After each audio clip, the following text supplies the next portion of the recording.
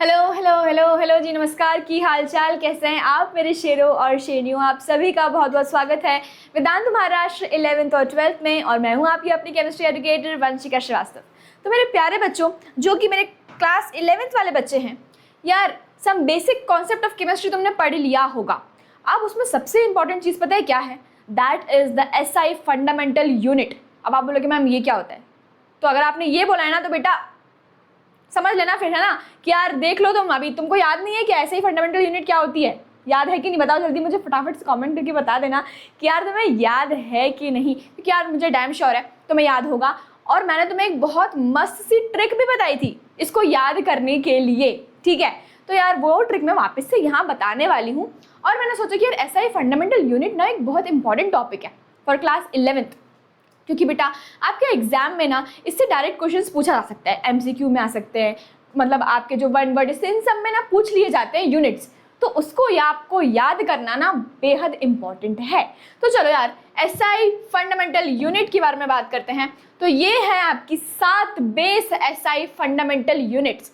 7 base SI fundamental units होती हैं।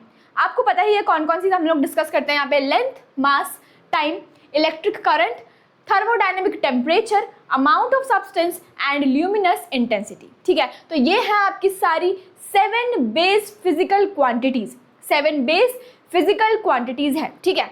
International system of unit क्या बोलते हैं? SI का मतलब क्या होता है? इंटरनेशनल सिस्टम ऑफ यूनिट होता है। अगर आपको नहीं पता तो यहाँ लिख देते हैं इंटरनेशनल। इंटरनेशनल ही है, ठीक है, इंटरनेशनल है ये, international system of unit. International system of unit के बारे में हम बात कर रहे हैं। तो यार मैं आपको एक छोटी सी स्टोरी बताती हूँ कि क्यों हमको इन 7 बेस SI यूनिट्स की ज़रूरत पड़ी, कि हमको SI यूनिट्स की आवश्यकता पड़ी। तो देखो यार, पूरी दुनिया में बहुत सारे एक्सपेरिमेंट्स हो ही रहे हैं।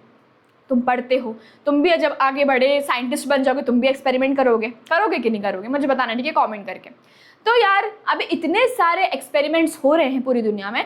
तो एक कॉन्फ्रेंस हुई, मतलब बड़ी ऐसी कॉन्फ्रेंस हुई, उसमें देखा कि यार सारे साइंटिस्ट के अलग अलग वैल्यूज़ हैं। एक्सपेरिमेंट हो सकते हैं सबने एक जैसे करे हो, लेकिन यार यूनिट सबकी अलग अलग दिख रही थी। तो ना मिसमैच हो गया, बहुत सारी चीज़ें मिसमैच हो गई। उसको सही करने के लिए डिसाइड ये हुआ कि एक हम स्टैंडर्ड बनाएंगे।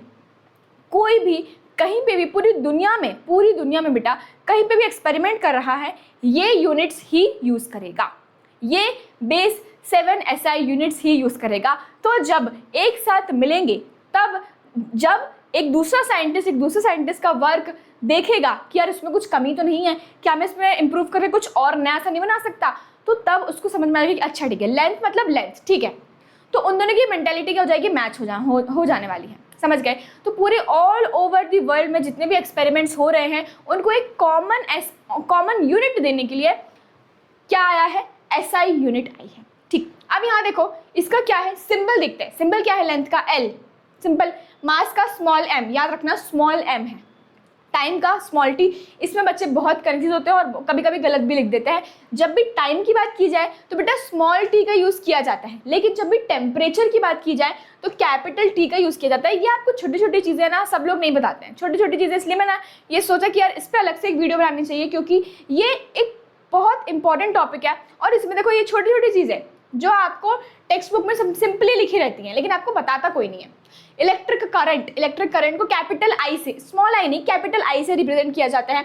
अमाउंट ऑफ सब्सटेंस मतलब स्मॉल n से रिप्रेजेंट किया जाता है। और ल्यूमिनस इंटेंसिटी को I और सबस्क्रिप्ट में क्या लिखते हैं? V लिखते हैं, ठीक है। सबस्क्रिप्ट में म्यू या फिर V ऐसे करके लिखते हैं, छोटा सा V लिख देना, छोटा सा V। अब इसका जो है आपकी यूनिट क्या है? ये तो हमारी 7 बेस फिजिकल क्वांटिटीज हो गई। अब इसकी यूनिट देखो, लेंथ की जो यूनिट है दैट इज मीटर। लेंथ की काफ़ी सारी यूनिट्स होती है, किलोमीटर होती है, सेंटीमीटर, डेकामीटर, डेसीमीटर, हेक्टोमीटर, बहुत सारी यूनिट्स होती हैं। लेकिन जो SI यूनिट है दैट इज मीटर।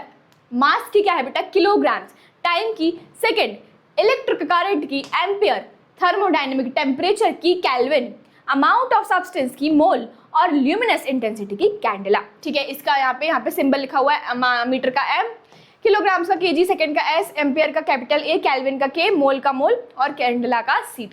तो ये आपको याद करना बहुत ज़्यादा क्या है, ज़रूरी है। चलिए, तो अब मैं आपको यहाँ पे एक चीज़ बताती हूँ कि इन 7 बेस SI यूनिट्स को आप याद कैसे करेंगे। तो मैंने एक निमोनिक बनाया था कि लेकर मेरा टाइम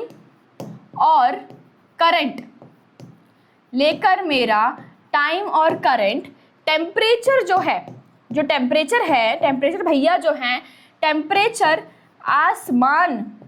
आसमान में चमक रहा है, ठीक है, आसमान में चमक रहा है, ठीक है। तो लेकर मेरा टाइम और करंट, टेम्परेचर है जो आसमान में चमक रहा है। तो अब देखो यहाँ पे कैसा करेंगे, लेकर मतलब ये L लिखा है, अगर तुमको यार मेरी कर्सिव राइटिंग समझ नहीं आती है, इसको थोड़ा सा अच्छे से लिख देते हैं लेकर, क्योंकि आप बोलते हो मैम आप ये राइटिंग समझ नहीं आती है, तो एक बार मैं इसको अच्छे से लिखती हूँ, लेकर। चलेगा अभी चलेगा, ठीक है। तो यहाँ देखो लेकर मतलब कि लेंथ की बात की जा रही है, लेंथ, मेरा मास, लेकर मेरा टाइम तो टाइम है, टाइम,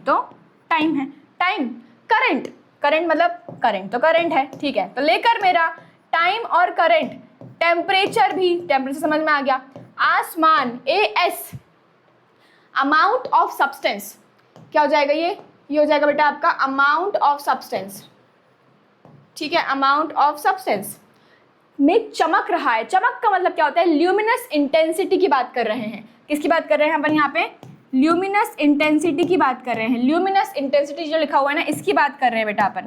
तो ल्यूमिनस इंटेंसिटी मतलब चमक रहा है, क्या हो रहा है, चमक रहा है। तो लेकर मेरा टाइम और करंट, टेम्परेचर आसमान में चमक रहा है। लेकर लेंथ, मेरा मास, टाइम, करंट, टेम्परेचर जो है वो आसमान में चमक रहा है। अगर आपने इसको अभी के अभी 5 बार बोल दिया तो आपको तुरंत याद हो जाएगा, लेकर मेरा टाइम और करंट, टेम्परेचर आसमान में चमक रहा है। इसको खुद से 10 बार बोलो, 5 बार बोलो, जितनी बार बोलोगे आपको उतनी बार बहुत ही बढ़िया तरीके से इसको याद करने में आसानी हो जाएगी, ठीक है। तो लेकर मेरा टाइम और करंट, टेम्परेचर आसमान में चमक रहा है। क्लियर है क्या आपको ये चीज़ें? तो ये थी बेटा 7 बेस फंडामेंटल यूनिट्स। आपको समझ में आई क्या आपको ये ट्रिक पसंद आई? मुझे जल्दी से कमेंट करके बता देंगे और इस वीडियो को करेंगे एकदम बढ़िया तरीके से लाइक, ठीक है। जल्दी से इस वीडियो को लाइक कर दो और ये जितने भी 7 बेस SI यूनिट्स है बेटा अपनी कॉपी में लिख लेना और ये निमोनिक भी लिख लेना, ये ट्रिक लिख लेना। ये ट्रिक बहुत इंपॉर्टेंट है। लेकर मेरा टाइम और करंट, टेम्परेचर आसमान में चमक रहा है। और इसी के साथ आपकी जो तत्व बुक्स हैं, आपको पता ही होगा कि फिजिक्स, केमिस्ट्री, बायोलॉजी और मैथमेटिक्स की तत्व बुक आ चुकी है। उसको परचेस करने की लिंक आपको डिस्क्रिप्शन बॉक्स में मिल जाएगी, वहां जाके आप परचेस कर सकते हो। साथ ही बेटा नीव बैच, अगर आपने अभी तक नीव बैच में एनरोल नहीं किया है मेरे प्यारे क्लास 11th वाले बच्चों, तो बेटा नीव बैच, उसके साथ आपको शौर्य बैच भी एकदम फ्री ऑफ कॉस्ट मिल रहा है, जहाँ पे हम आपकी CET की तैयारी करवाने वाले हैं बहुत ही बढ़िया तरीके से। तो तुम लोग देख रहे हो नीव बैच प्लस शौर्य बैच बहुत अच्छे तरीके से आपको मिल रहा है। प्राइम बैच, इन्फिनिटी और इन्फिनिटी प्लस बैच, ये सारे आपको मिल जाएंगे इतने प्राइस में, तो आप इसको चेकआउट कर सकते हो। साथ ही मौर्या बैच आपको मिल रहा है। तो बेटा मौर्या बैच उन लोगों के लिए है जो CET की तैयारी कर रहे हैं। प्राइम बैच, इन्फिनिटी और इन्फिनिटी प्लस बैच आपको इतने प्राइस में मिल जाएगा। साथ ही एक IVSCT का स्कॉलरशिप टेस्ट है, इसकी लिंक आपको डिस्क्रिप्शन बॉक्स में मिलेगी। वहां जाके आप इस टेस्ट को दोगे तो आपको 90% तक की स्कॉलरशिप भी अवेल कर सकते हो आप लोग। ये है सारे वेदांतों के बहुत शानदार results for JEE, neat and ये है बेटा वेदांतों के ऑफलाइन सेंटर्स। अगर मैं पुणे की बात करूँ तो PCMC, स्वारगेट, औंध और सिंहगढ़ में आपको मिल जाएंगे और महाराष्ट्र में आपको मिलेंगे अमरावती, बुल्डाना, नागपुर, अहिल्यानगर और जलगांव में, जहाँ जाके आप 90% तक की स्कॉलरशिप भी अवेल कर सकते हैं। तो मुझे जल्दी से कमेंट करके बताएंगे कि आपको वो ट्रिक कैसी लगी, आपको 7 बेस फंडामेंटल यूनिट्स याद हो गई हैं कि नहीं। करेंगे इस वीडियो को लाइक और मिलेंगे हम नेक्स्ट किसी वीडियो में। Till then thank you so much for watching.